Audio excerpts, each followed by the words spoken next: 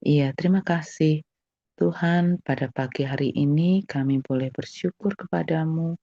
Kami sudah menaikkan pujian bagi Engkau. Juga kami mmm, merendahkan hati di hadapan-Mu untuk kami boleh menerima firman-Mu. Kami membuka hati kami masing-masing. Taburi hati kami Tuhan dengan firman-Mu, supaya tumbuh subur di hati kami dan kami boleh mengaplikasikan firman-Mu di dalam kehidupan kami masing-masing. Bapa di surga, berkati hamba-Mu yang nanti sebentar akan menyampaikan firman-Mu, juga hamba-Mu yang sebentar juga akan membacakan firman-Mu. Berkati kami semua Tuhan. Di dalam nama Tuhan Yesus kami berdoa dan dan siap menerima firman-Mu. Haleluya. Amin. Amin. Terima kasih untuk Ibu Indrawati. Ya, Bapak Ibu Saudara terkasih, kini saatnya kita mendengarkan firman Tuhan atau pembacaan firman Tuhan. Kami persilakan untuk para lektor dimulai dari Ibu Veronica Bekasi 3.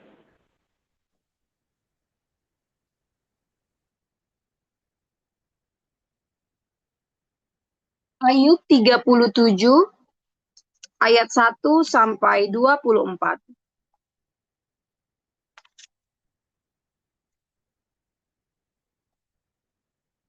Sungguh, oleh karena itu hatiku berdebar-debar dan melonjak dari tempatnya. Dengarlah gegap gempita suaranya, guruh yang keluar dari dalam mulutnya. Ia melepaskannya ke seluruh kolong langit, dan juga kilat petirnya ke ujung-ujung bumi.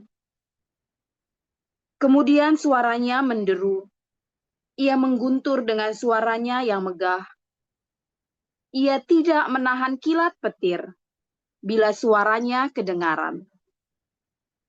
Allah mengguntur dengan suaranya yang mengagumkan. Ia melakukan perbuatan-perbuatan besar yang tidak tercapai oleh pengetahuan kita.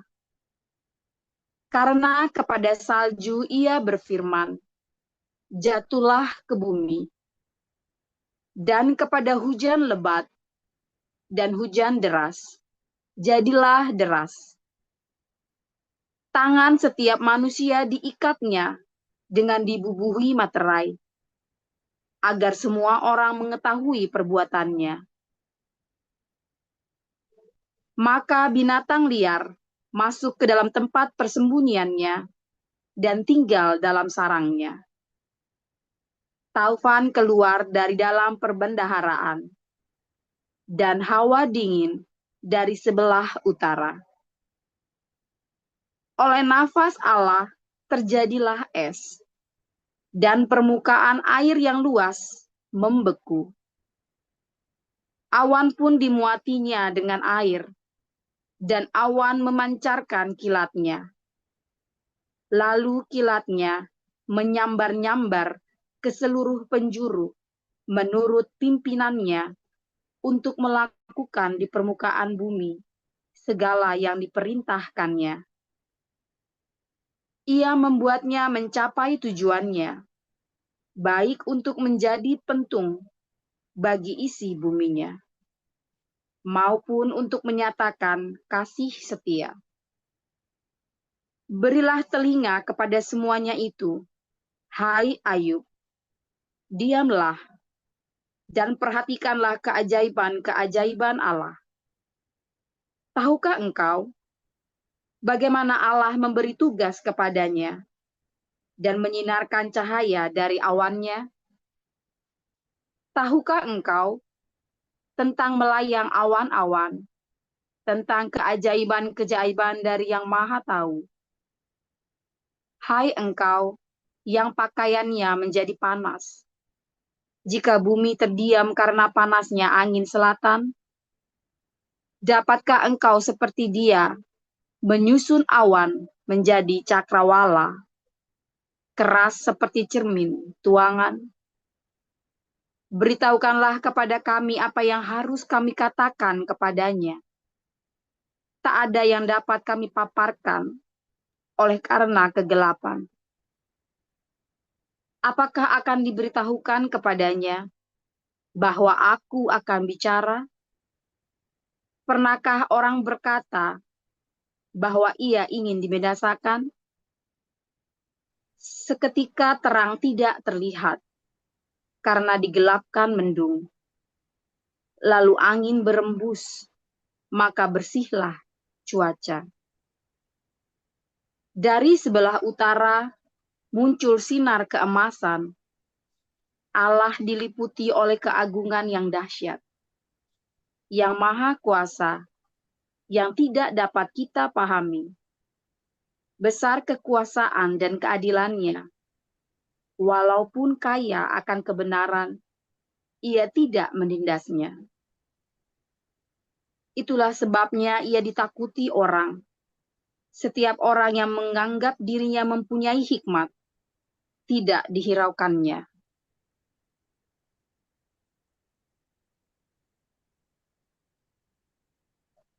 1 Yohanes 4.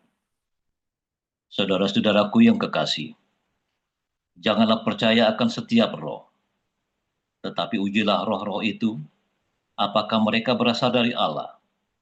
Sebab banyak nabi-nabi palsu yang telah muncul dan pergi ke seluruh dunia. Demikianlah kita mengenal roh Allah. Setiap roh yang mengaku bahwa Yesus Kristus telah datang sebagai manusia berasal dari Allah. Dan setiap roh yang tidak mengaku Yesus tidak berasal dari Allah.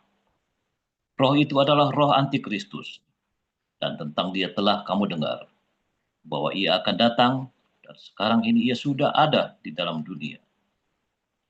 Kamu berasal dari Allah, anak-anakku, dan kamu telah mengalahkan nabi-nabi palsu itu. Sebab roh yang ada di dalam kamu lebih besar dari roh yang ada di dalam dunia. Mereka berasal dari dunia, sebab itu mereka berbicara tentang hal-hal dunia, dan dunia mendengarkan mereka. Kami berasal dari Allah. Barang siapa mengenal Allah, ia mendengarkan kami. Barang siapa tidak berasal dari Allah, ia tidak mendengarkan kami. Itulah tandanya roh kebenaran dan roh yang menyesatkan. Saudara-saudaraku yang kekasih, marilah kita saling mengasihi, sebab kasih itu berasal dari Allah. Dan setiap orang yang mengasihi, lahir dari Allah dan mengenal Allah. Barang siapa tidak mengasihi, ia tidak mengenal Allah, sebab Allah adalah kasih. Dalam hal inilah kasih Allah dinyatakan di tengah-tengah kita, yaitu bahwa Allah telah mengutus anaknya yang tunggal ke dalam dunia, supaya kita hidup olehnya. Inilah kasih itu, bukan kita yang telah mengasihi Allah, tetapi Allah yang telah mengasihi kita, dan yang telah mengutus anaknya sebagai pendamaian bagi dosa-dosa kita.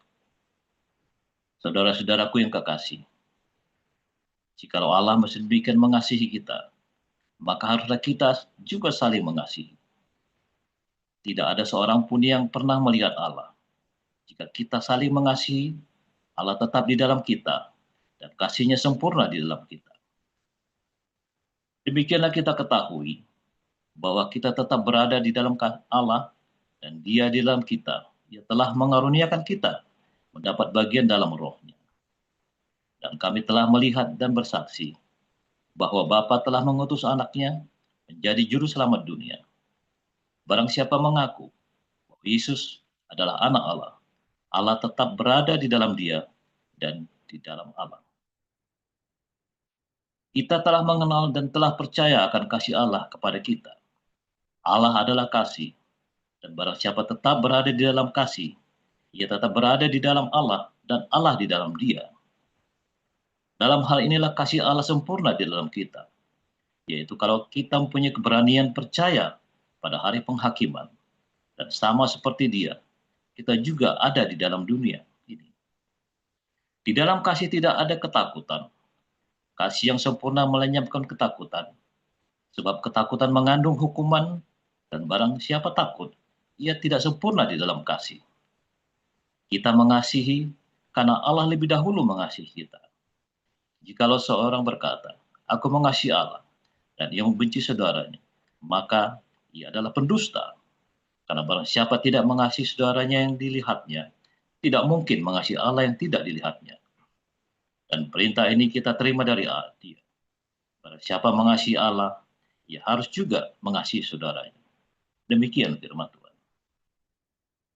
Ya, terima kasih untuk para lektor. Ya, silakan Pastor. Tema kita adalah lanjut. Terima kasih Pak Mulya. Luar biasa. Sudah makin pinter Pak Mulya ini.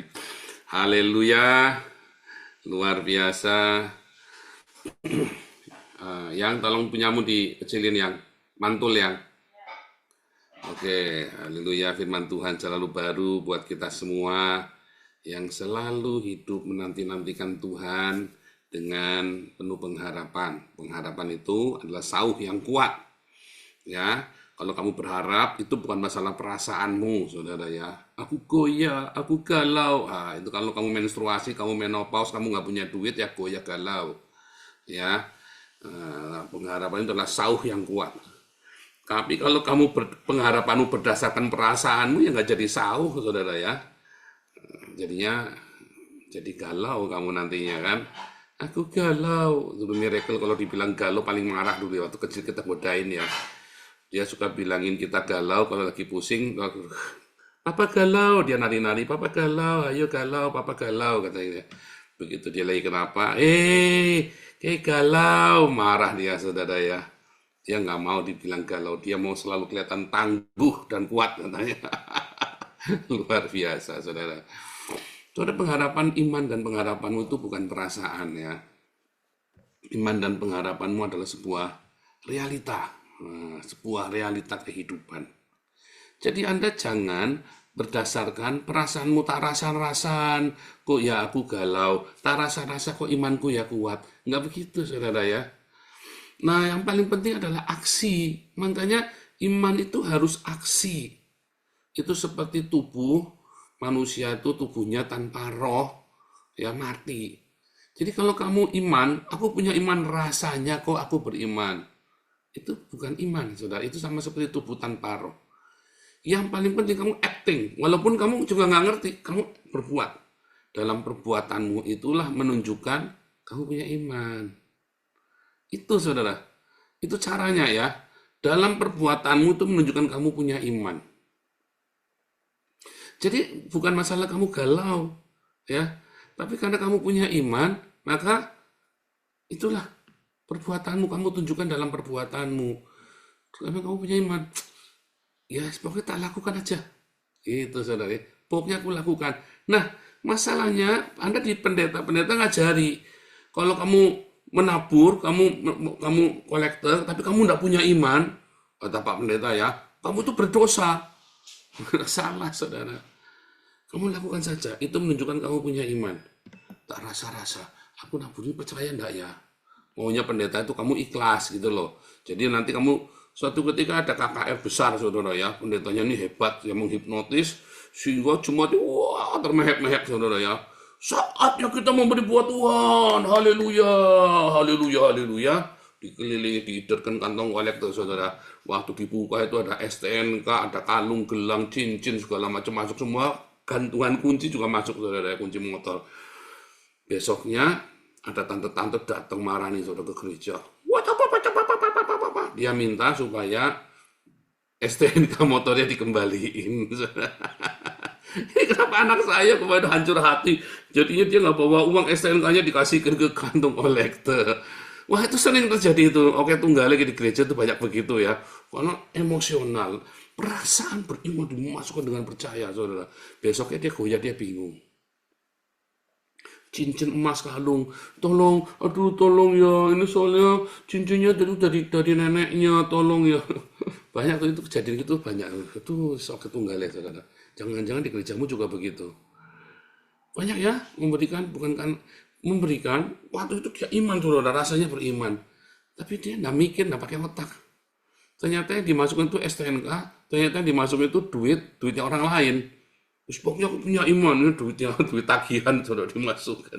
Dia baru jadi sales, baru nagih, wah ikut KKR, duitnya belum setorin. Terus pokoknya dengan iman masukkan semua duitnya, saudara ya. Duit tagihan itu, wah Tuhan akan mengembalikan. Itu kamu kayak kalau pasang lotre itu loh, saudara ya. Mau judi itu, kamu mau pasang judi itu kan, ini duitnya duit tagihan. Tapi aku feeling pasti menang nih, feeling iman menang. pasangkan itu duit 100 juta, kalah saudara, mampus lah saudara. Itu kan seperti itu kan. Kamu pasang lotre di rumah Tuhan kan, kamu pasang lotre di gereja kan, sama seperti itu, nggak beda. Jadi yang paling penting itu adalah tindakan, bukan tindakan kamu ngasih uang kepada gereja, tapi ketika kamu menunjukkan cintamu kepada sesama, itulah iman yang benar. Cintamu kepada sesama itulah yang benar, saudara, iman yang benar. Ingat, cinta, ya, mercy, bukan pity. Kalau pity kamu ditipu terus nanti, ya, kasihan ya kamu ditipu. Tapi kalau kamu mercy, aku punya beras 5 kilo buat 1 bulan. Aku punya anak 2, istri 1, anak 2. Berarti aku sehari masaknya berapa banyak diukur. Lalu aku punya tamu, ya sudah dibagi. Tapi jangan beras 1 karung itu kamu kasihkan ke tamunya kamu semua, lalu kamu besok anakmu gimana dengan iman nanti kita ada. Oh, enggak boleh kamu begitu, saudara. Itu namanya bukan iman, itu ngawur kamu. Ayatnya jawabnya 1 Timotius 5 ayat 8, orang yang tidak memeliharakan keluarganya seisi rumahnya itu lebih buruk dari orang yang murtad. Makanya metanoia itu sangat penting dirubah. Bagaimana melakukan perbuatan baik. Bagaimana mempraktekkan cinta. Itu kamu tiap hari. Dari mana pelajarannya? Dari kami yang sudah melewatinya berkali-kali dan belajar. Itu saudara ya. Belajar, saya pernah salah. Saya nolongin orang, tapi ngarep. Saya nolongin orang, tapi konyol. Ya, saya ceritain pengalaman ayah saya, bayarin sekolahnya anak orang, anaknya sendiri belum dibayari sekolahnya. Dan banyak lagi hal-hal yang lain. Hati-hati, dan itu diajarkan di sini tiap hari. Bagaimana kamu, Tuhan suruh kita memberi tumpangan. Jangan taruh orang asing di rumahmu, nanti anakmu diperkosa, kecuali kamu tidak punya anak.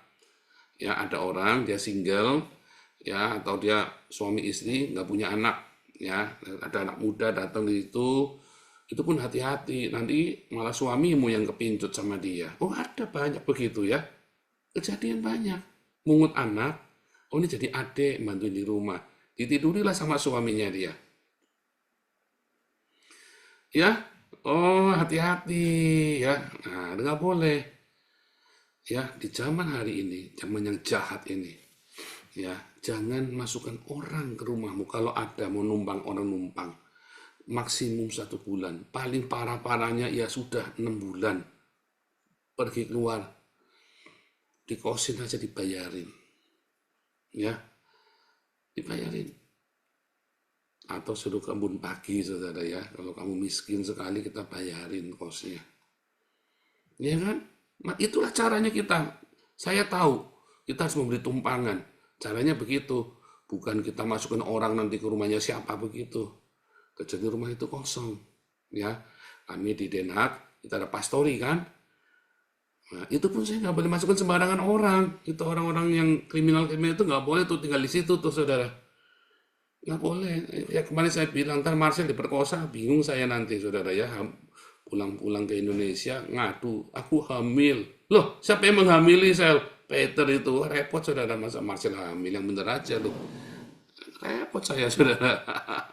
Jadi saya harus hati-hati, berhikmat ya. Paling biasanya kita pikirkan sesuatu, mungkin kita belikan karavan bekas atau perahu bekas. Dia izinnya suruh ngurus ya, daripada dia tidur di pantai begitu ya. Atau kita berikan sesuatu, tenda yang bagus atau apa. Banyak sekali cara yang kita sedang pikirkan, kita sedang doakan bagaimana bisa nolong. Yang paling benar ya kita punya gedung yang besar di barak begitu, disekat-sekat. Ya. Kayak di bedeng-bedeng yang benar itu begitu. Ya, tapi kita belum sampai sana ya. Kalau Tuhan memberkati, kita akan lakukan itu. Itulah caranya. Jadi ketika Tuhan, firman Tuhan berkata, Allah Maha Besar, bukan Allahu Akbar itu ya, tapi Yehovah El Shaddai, Allah Maha Kuasa ya. Yehovah El Shaddai, itu Tuhan kita namanya Yehovah. Ya, Allah kita itu namanya Yehovah. Kalau Allahnya Islam namanya Huba'al. Ya, cuma mereka nggak mau ngaku. Tapi itu sejarahnya itu artinya Huba'al. Allahnya Islam itu. Jadi, ketika kita berkata Yehova El Shaddai, yang dimaksud adalah ya ketika cintanya itu kamu nyatakan. Selama cinta itu tidak kamu nyatakan, Yehova tetap El Shaddai, tetapi bukan bagimu, saudara. Ya kan? Bukan bagimu. Jadi ketika kamu berkata roh di dalamku, ya, kamu berkata roh di dalamku lebih besar daripada roh yang ada di dalam dunia ini. Syaratnya cuma satu, cinta. Kamu harus punya cintanya Tuhan.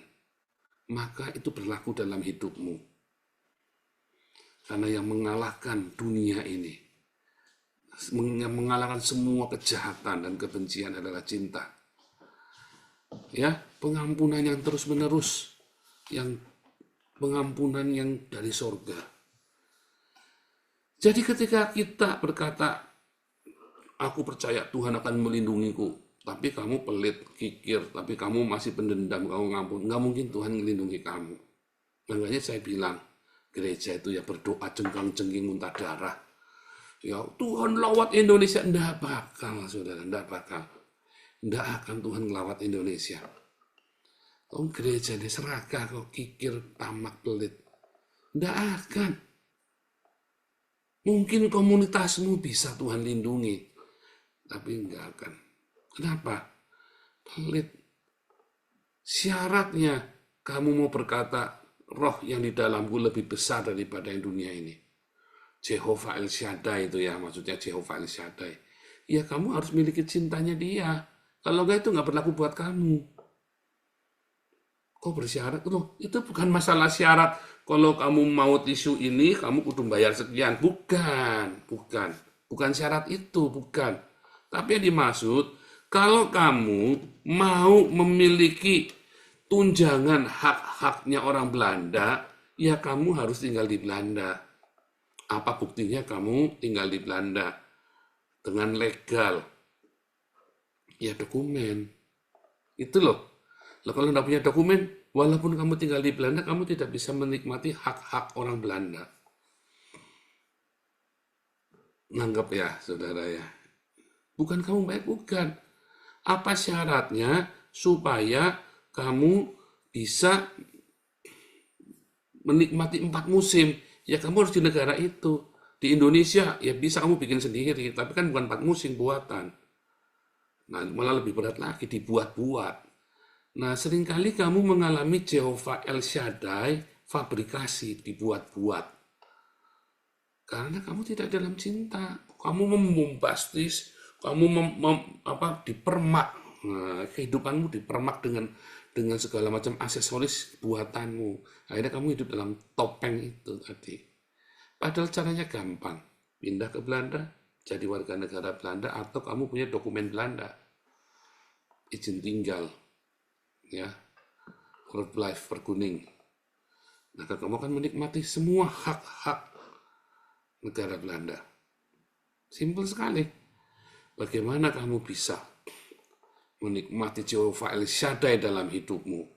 Ya milikilah cinta itu, yaitu Tuhan Yesus. Mengaku, Pak, saya sudah Kristen, Pak, dari kecil, Pak. Nggak bisa. Kan pengakuanmu itu harus dibarengi dengan tindakan. Maka Jehovah El Shaddai itu kan datang di padang gurun yang paling gersang, di padang gurun yang paling mengerikan. Ya, makanya selalu miliki cinta itu action, bertindak. Paling simpel, diakonia. Paling simpel, gereja harus berdiakonia. Gereja harus membagi makanan, apalagi masa-masa paling genting saat ini. Ya, hari Kamis kita mulai lagi Damaris ya. Apalagi masa paling genting, justru penting diakonia. Kamu akan dilindungi oleh Tuhan. Ingat zamannya COVID, kita dilindungi ya. Malah kita bisa bagi-bagi orang yang kena COVID. Ya kita bagi makanan ya, taruh di depan pintu rumahnya dulu ya. Taruh di plastik. Depan pintu rumahnya, dia keluar ngambil sendiri, kasihan ya. Nah itu yang harus kita lakukan. Ya itu yang harus kita lakukan saudara ya. Bagaimana? Paling gampang itu diakonia. Lakukan. Terus kamu belajar mengampuni. Ya, belajar mengampuni, memberikan kemurahan. maka Tuhan akan bekerja dalam hidupmu. Perlindungan Jehovah El Shaddai itu kan nyata dalam hidupmu. Kalau enggak ya cuma retorika doang. Ya, cuma retorika saja. Aku percaya jadi Kristen, iya kamu jadi Kristen, tapi kamu berzina.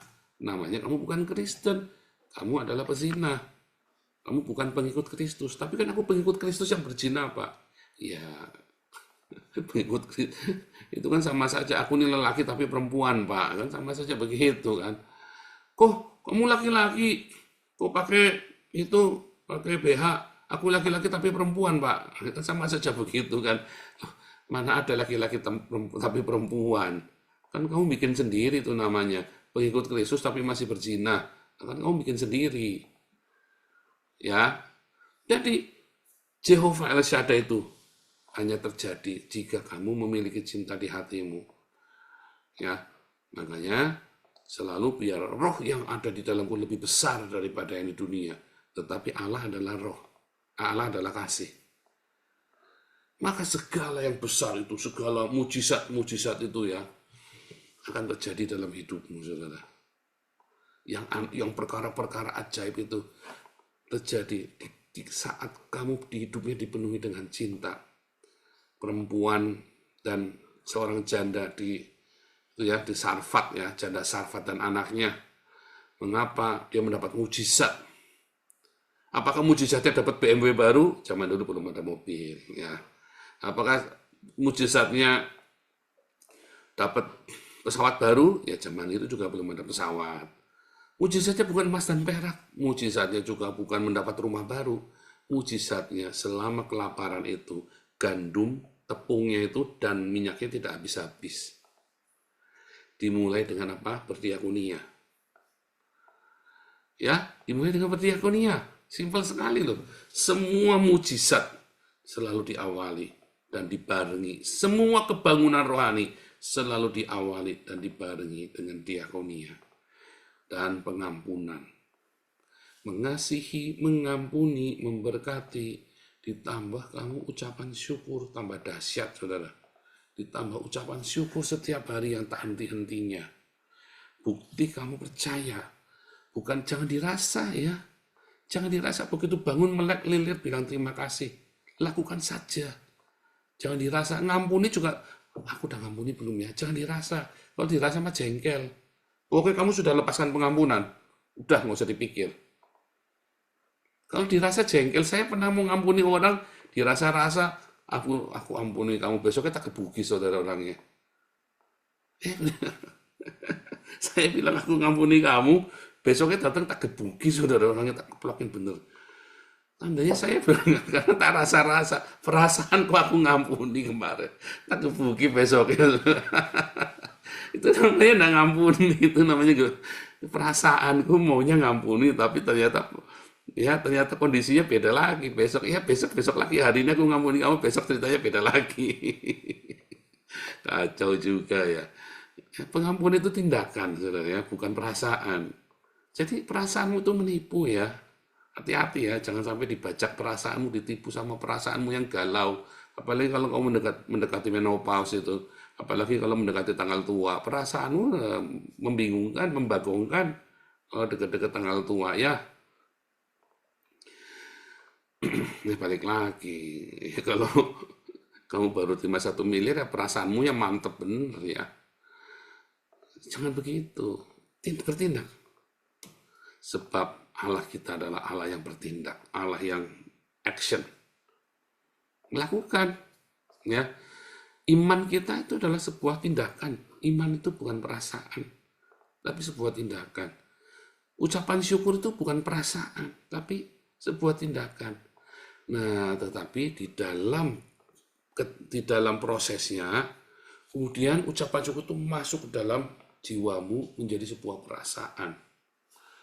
Kayak saya ya, saya tidak henti-hentinya saya mengucap syukur Tuhan, kok aku bisa nyampe Belanda jadi warga negara Belanda. Ya kan sama saja kalau Anda mengucap syukur nggak tuh jadi warga negara kerajaan surga. Saya sih membayangkan rasanya jadi warga negara surga, rasanya puasnya kayak apa. Sama seperti saya jadi warga negara Belanda ini ya. Duh, Kalau tidak putus-putus, rasa puas, rasa sukacitanya itu ya.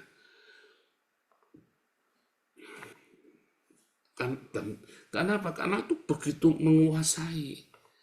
Ya, begitu menguasai. Tapi yang paling penting itu adalah sebuah tindakan ucapan syukur.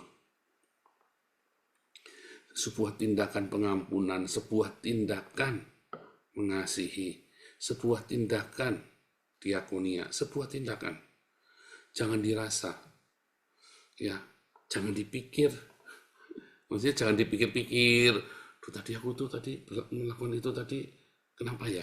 Jangan. Lakukan, karena kamu percaya. Lakukan, karena Tuhan yang suruh. Begitu saudara ya, Tuhan Yesus memberkati.